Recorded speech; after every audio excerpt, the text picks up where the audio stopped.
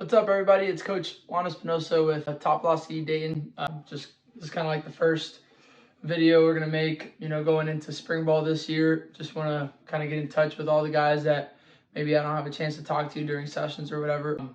Understand we're about a month and a half, almost 2 months away from high school ball or high school season getting started up here in Ohio.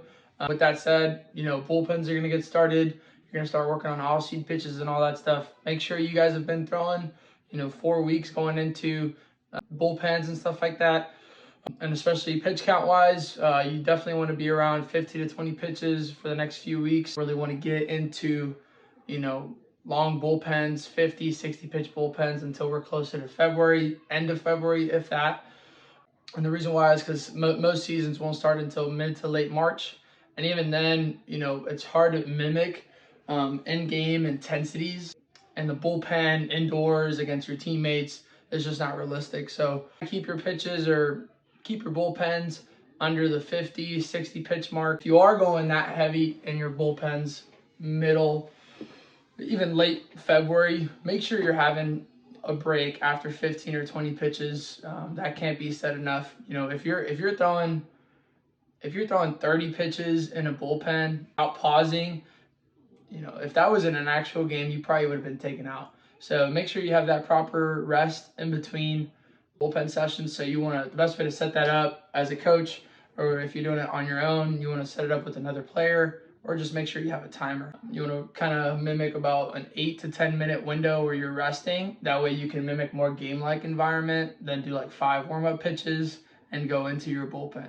But yeah, the biggest thing I want to note for you guys today, especially the guys going into high school ball, and even some of the young guys that are, youth athletes that are getting ready for summer ball that starts at the end of March, beginning of April. Just understand when the best time is to start building pitching volume.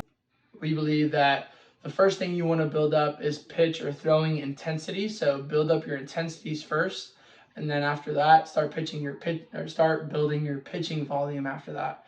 That way we can limit the amount of stress that's added to our arm, and we could start getting our arm to understand, okay, this is how much we have to recover right now. The last thing you want to do is go, okay, here's a 50 pitch bullpen, haven't thrown in 2 weeks or a month, 3 months, whatever it is.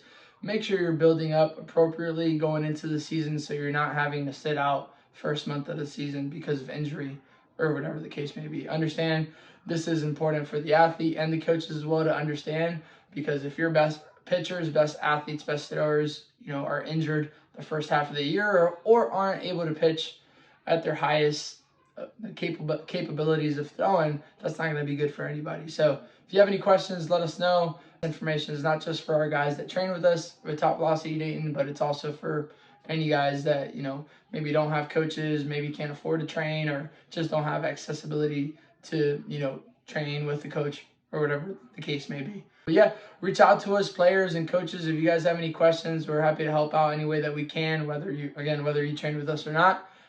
But yeah, tune in next time for what we talk about for baseball.